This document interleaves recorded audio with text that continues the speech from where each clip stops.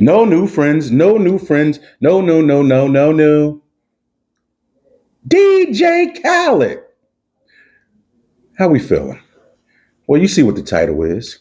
I just want to sing that little song from Drake and DJ Khaled. Haven't heard it in a while, but most of us know what it is. But if you don't, it's basically a song of him talking about how he does not have, basically any new friends. The ones that he has are the ones that were down from day one.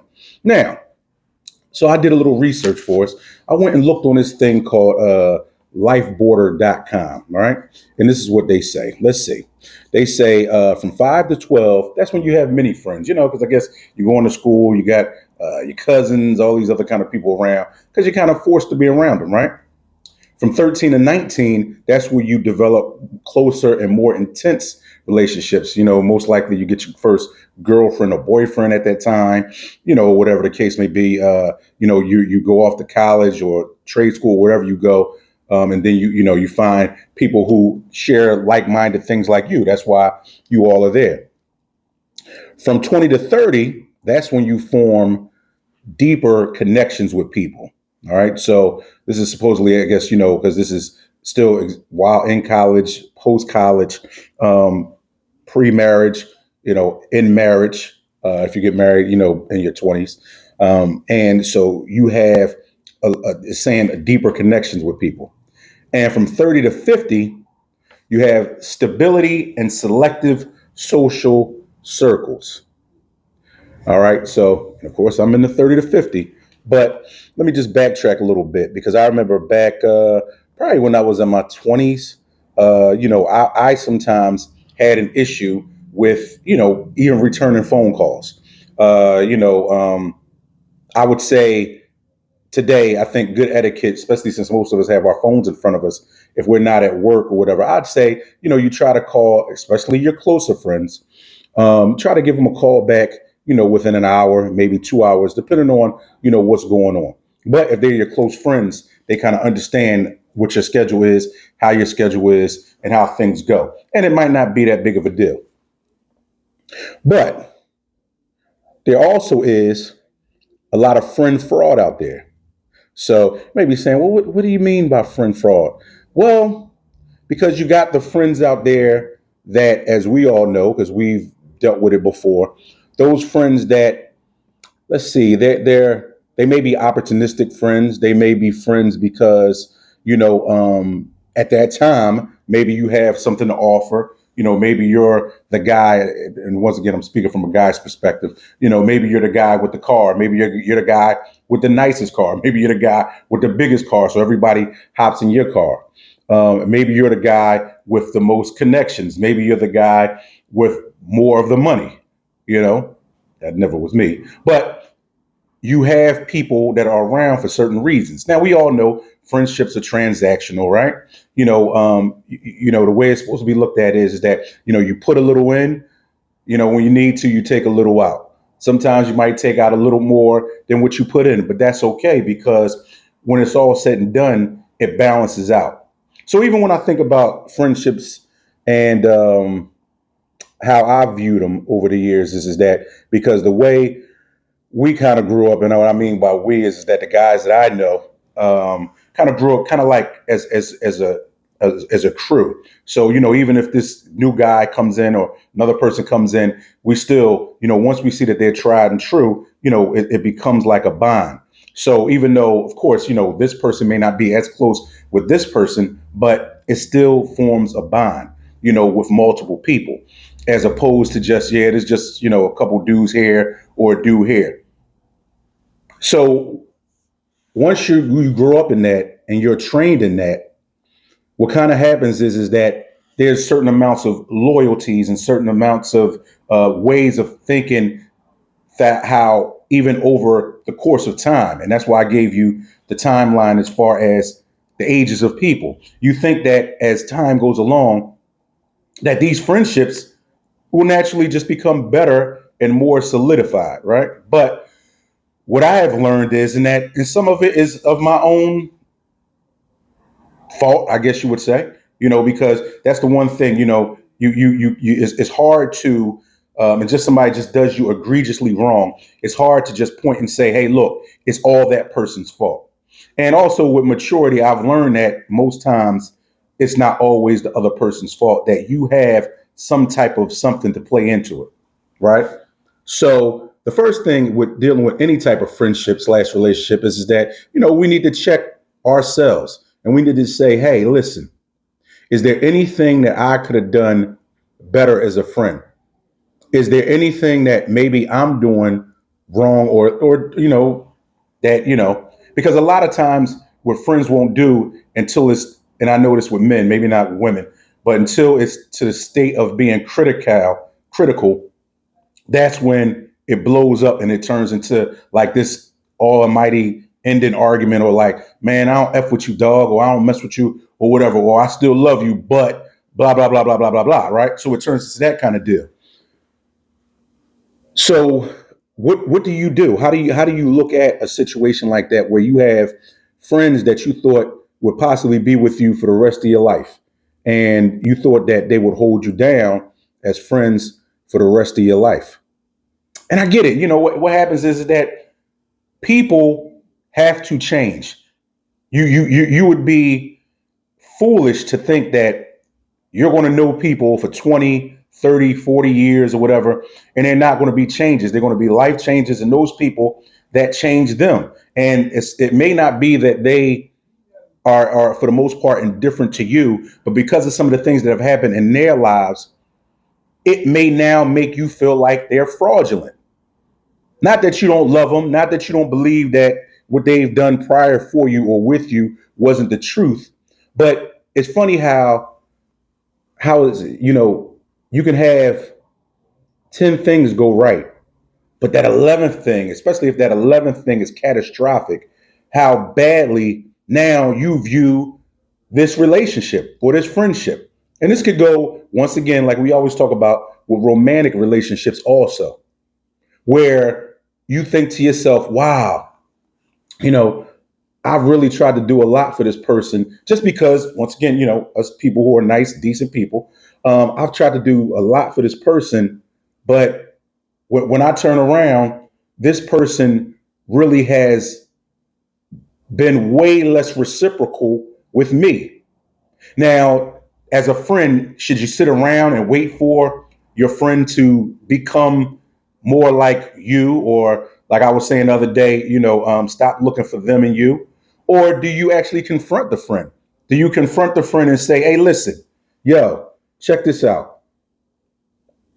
I've really looked out for you, especially in your time of need, especially when whatever happened. Why don't you do the same for me? Why are you not, as like on the same page with me? And then that's when I realized, and I said, wow, because see, when you think about friendship and you talk about friendship, you have to first go back, even if you're upset with the person about whatever's going on, you have to first go back and say, did I do something wrong to them? Did I do something that offended them so greatly? Whereas that they can't see the prior history, because that's what I do. And full disclosure, and I would say that other people should start doing that also, is that before you end a friendship, relationship, whatever it is, really think back and think to yourself and say, hey, what have I done to offend this person? What have I done to possibly alienate this person or make this person possibly feel less than? Because like even with me, I'll tell you, for me and like for most men, a big part of the equation with any friendship or relationship romantically is respect, right? Because I think that can happen. People can love you, because I feel like once you really love a person, you can't unlove them. You can not like them anymore, but it's hard to unlove them, right? But you can love, a person can love you, but not respect you.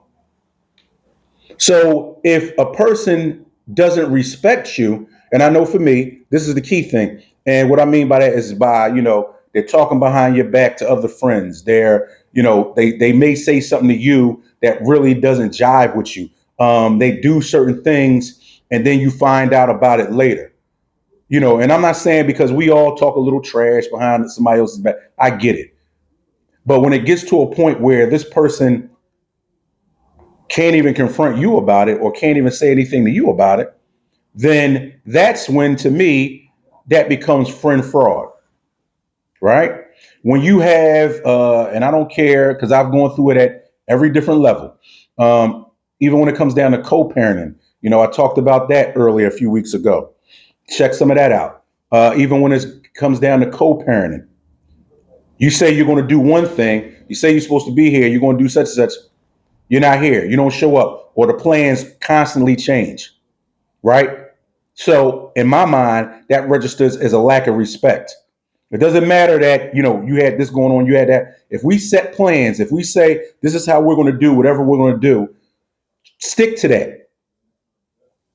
Have I been guilty of it before in the past? Of course I have. But you know what I do is that I try to make myself a better person and better myself and say, hey, look, that's not going to keep happening. Because you know why? I don't want to look like a fraud. I don't want to look like a nut.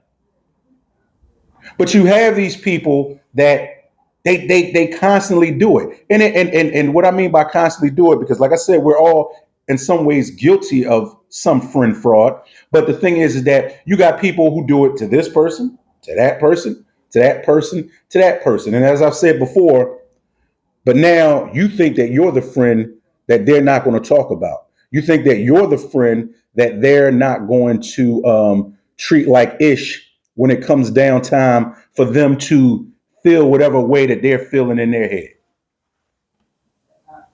So I would say a couple of things. One is that a big way to alleviate friend fraud and you don't become a victim of it is that when you start seeing it in your friend, you need to call it out. You need to call it out, and it doesn't need to be like this passive aggressive thing. And I know when you're younger, it's harder, but believe me, by the time you get 40, you start thinking, you know what, it's okay because I already got my situations going on. They got their situations going on, but you need to be able to feel like you can, and it doesn't have to be a negative way as long as the situation wasn't bad enough. But you need to, with friends and family, know how to say in these relationships, friendships, hey, listen, can I talk to you for a second? I didn't appreciate what you did because sometimes, because we all got a lot of stuff going on, we may not be able to stop and see that what I did was some fraud ish. What I did was cornball, right? So that's why we're adults. That's why we're not in that 5 to 12 range or the 13 to 19 range, or a lot of us not even in the 20 to 30 range. We're full grown adults that have been around for a while. So when you start to show, hey, listen, my friendship with this person, I may not value the most. And I'm telling you, a lot of times people may not know it. They may not know that, listen, this, I'm not really liking how you're moving. And because, like I said, because maybe the friend has not done this to you, you go along with it. Ha ha ha ha. Oh yeah, you know what? You're right. Such and such and such and such and such and such is. But let me tell you, and let me and make sure you watch out because I'm telling you, those type of people that have issues with a lot of different people, typically, for one, have issues with themselves, and eventually, if you're their so-called friend, they're also going to have an issue with you, right? If on a romantic level, you start talking to somebody and dealing with somebody, and the one thing I know my mom has always said to me is that just let a person talk. They'll tell you exactly who they are. Just let them continue to talk. They'll tell you exactly who they are, and it won't take you long before you start to realize, and of course, this is for your old friends, but even if you want to get some new ones, that you really start to see what kind of person they are. Because at a certain age, you should be able to discern and weed out the types of personalities that people may have. And then you also see how they treat others around them. It's just like one of the old things, like, even in a romantic situation, you know, um, if you find out somebody is willing to cheat on their girlfriend or boyfriend, what do you think that they'll do to you? Yeah, I mean, all you are is the next mark. All you are is the next, whatever, right? So you have to be mindful. We all have to be mindful of friend fraud. It's just like how you get all of these scammer calls and stuff. Like I got them, I get them in text messages and all that other kind of stuff. And what do? You delete them, you hang up on them. Now, friends are a lot more complex, but what you got to do is that you got to start calling them out on it. And I know sometimes it gets hard. It does, because you don't want to say it. But if you see that a friend is not showing you the friendship that you show them, then hey, it might be time to call the friend fraudulent caps. Basically, replace them, leave them back there. But hey, tell me what you think. But you know what the saying is: don't live life, let life live you. Oh, I'm sorry, I said it the wrong way. Don't let life. Well, you know what I'm trying to say. Don't live life. Oh my God, I can't believe I can't get it today. What in the world is going on? Don't live life. No, there we go. Ha. Live life. Don't let life live you. Out of here.